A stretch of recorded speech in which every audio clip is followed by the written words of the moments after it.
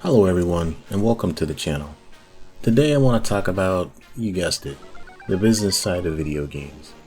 Specifically, I want to put some context to why Gaijin behaves like it does.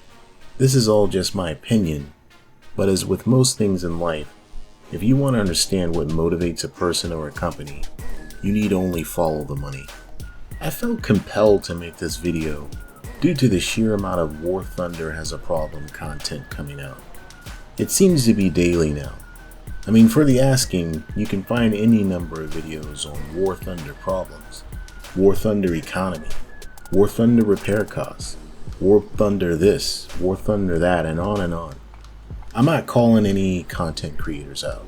On the contrary, it's all good and very informative content because it helps players to make decisions on how they want to spend their time and their money. But I think we're getting to a fever pitch on this. I mean, you don't believe me? I mean, don't take my word for it. Go ahead and type it in. Go ahead. War Thunder problems. Go ahead. Do it. So this is not a video about technical issues with War Thunder, of which there are many. No, this is a video about human programming, about the gaming industry overall, but especially free-to-play games, and especially War Thunder. Free-to-play games were created to keep you poor by design. I mean, that's the point. Now, obviously, I don't mean like poverty poor, but that certainly can happen if the game is exploitative enough. I mean, in-game purchases, microtransactions, loot boxes, more on this later. No, I mean game poor. Game economies, and especially War Thunder's economy, is designed to keep you poor in the game. I mean, that's the whole mission. That's how they make money. They get you hooked early and keep you in their ecosystem with various tactics. So how do game companies hack your mind and make you want more? How does War Thunder seem to know you better than you know yourself? Now, before we get deeper into this, I need to put a disclaimer in. These are my opinions and mine alone. So no one forces us to play War Thunder, or any other game for that matter. We all play of our own free will, and in a free market system where companies are free to charge whatever the market will bear. It's called the free market for a reason. But I don't want to bore you with all that stuff. Just understand why game companies behave like they do. It's because they can. I mean, it's systematic capitalism. Remember, it's about programming. Game companies don't want you thinking critically. They want you playing their game. They want your mom playing the game. They want your dad playing the game. They want your friends playing. And they want you all playing non-stop, all the while giving them money. So let's talk about the big parts of the gaming industry first, and then we're going to dive into the finer points of War Thunder. So here's a question for you. Is free really free? So how do free-to-play business models make money then? So free-to-play business models are all about microtransactions. They sell premium time. They lock characters behind a grind wall. You know, they sell a lot of things in the game. Cosmetics, in War Thunder is camos or something else. There's gambling, surprise mechanics or loot boxes. But one of the cores of a free-to-play business model is that they have to constantly add new content. This is critical because it incentivizes players to continue to keep playing. So here's another tool, and this one is a pretty big one. It's the most potent. It's FOMO, or fear of missing out, otherwise known as artificial scarcity. It's a type of societal unease that leads to the perception that others are having a better experience than you are with whatever that new shiny thing is that you don't have. In this case, that new pixel tank or ship or plane. I must have that new tank, that plane or ship, because I will be at a disadvantage without it. This is especially powerful in an online game against human players like War Thunder. And this one's really sad because obviously some people are more susceptible to FOMO tactics than others, but they still get exploited nonetheless. The next tool is using impulsiveness or impatience. Many people buy things for that short-term gain without thinking about the long-term consequences. If you cannot afford that premium vehicle, then don't buy it. Here's another way they take advantage of your impulsiveness and impatience. You ever notice how you gain convertible research points in War Thunder at a phenomenal rate? I mean, I have like 44 million convertible research points. It's worthless, and you always have more of them than you need. I mean, it's there so you can golden eagle your way to the next vehicle. That's all it's for. Every patch, players golden eagle their way to that shiny new set of pixels without thinking. It's built in. They know a fraction of the players will just do it. So another tool is pacing. So video games control how fast you progress through the content of the game. If you want to progress faster in a free-to-play game, you have to pay real money. In-game economies explicitly regulate how fast a player can accumulate in-game currencies. I mean, it's tied to progression. Ensuring that you cannot become rich in the game is a real concern for free-to-play games. Often there's multiple barriers that exist to keep players from progressing through the content too quickly. Again, it's by design. Alright, so now that we have that macro view out of the way, let's dive down to the micro level and examine War Thunder in more detail.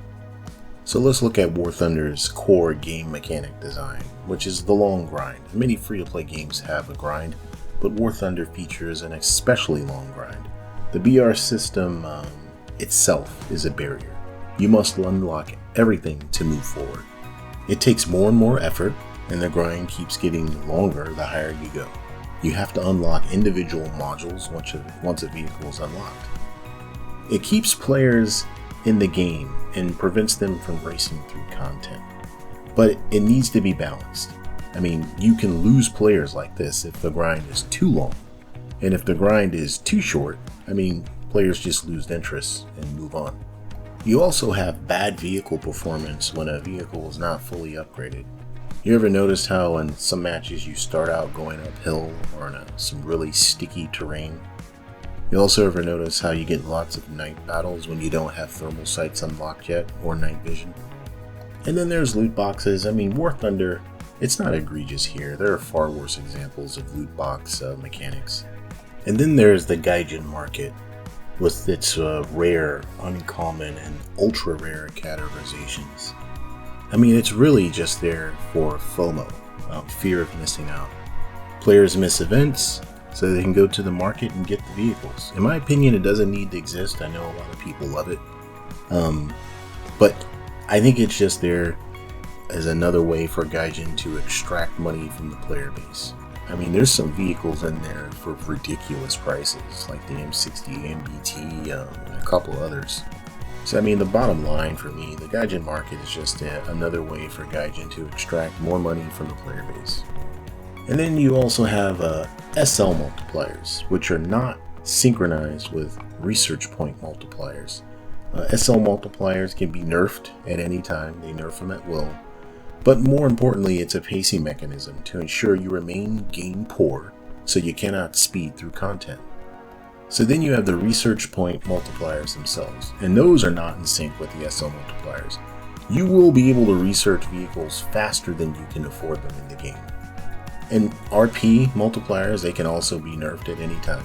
It's another pacing mechanism to ensure you remain game poor so you can't speed through the content. And then we get to the favorite one, which is the repair costs. So the Sagittario 2, which is sitting at a very chunky 41,000 SL for repair cost, and it's moving to 8.7 BR.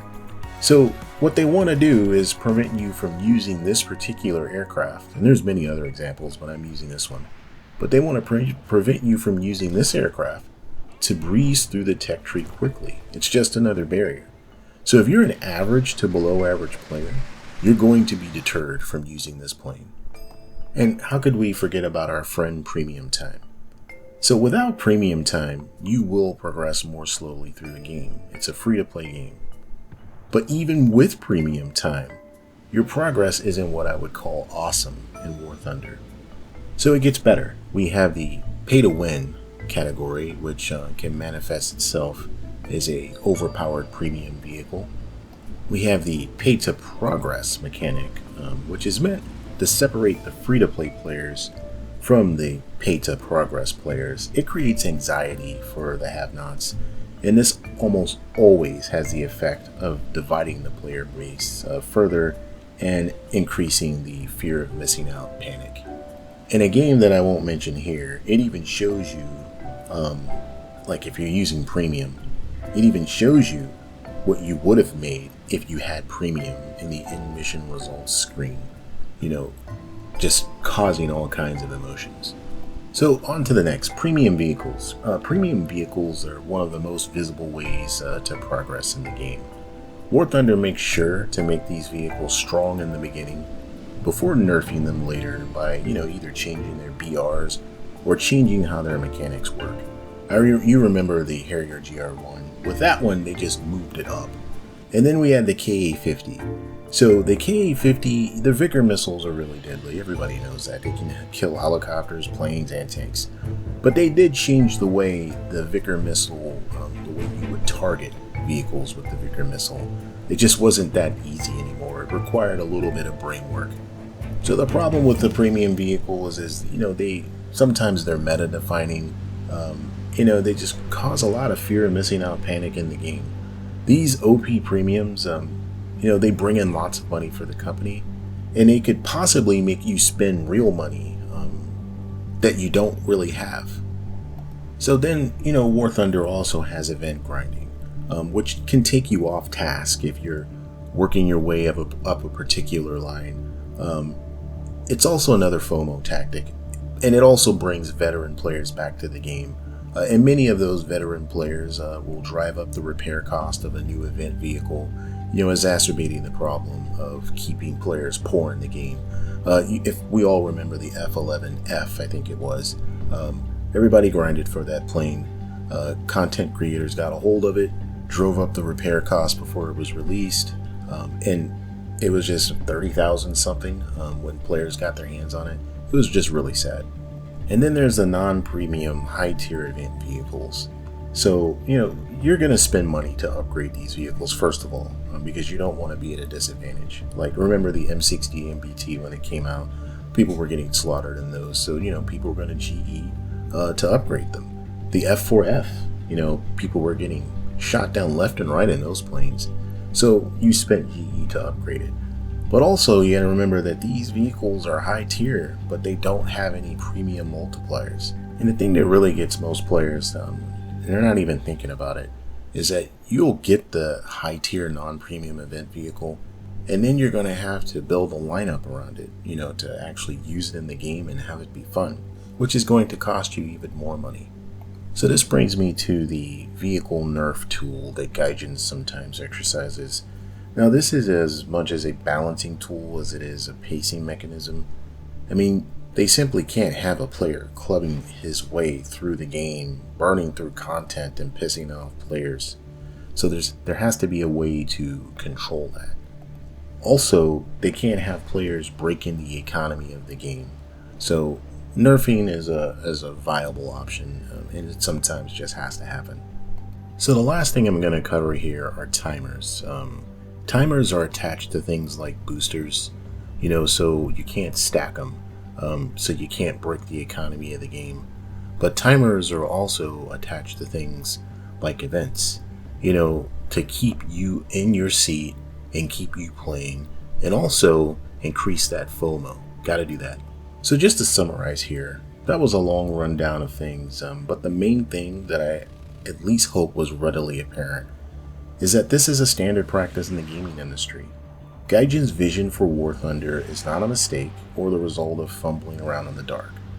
It is a function of internal research, business strategy.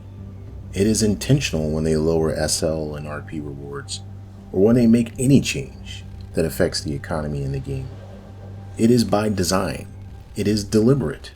How we see Gaijin behave will not change unless there is a business imperative for it to change. I mean, they have the market cornered. There's nothing like this in the gaming market. Like I said in the beginning, this is not a video about technical issues with the game. This is a video about the gray zone of video game marketing and revenue generation. I mean, I love the game, but I'm also a consenting adult. The gaming industry practices at times can appear unethical or even shady, but you just have to use common sense. I mean, I expect this kind of stuff to happen, so I'm never surprised when it does. Everybody, thanks for sticking around and listening to my sort of a rant. I know you all know this already, but I just wanted to get it off my chest. If you like what you heard today, please feel free to, drop a like or even consider subscribing. It really helps the channel out, and I'll see you in a future video.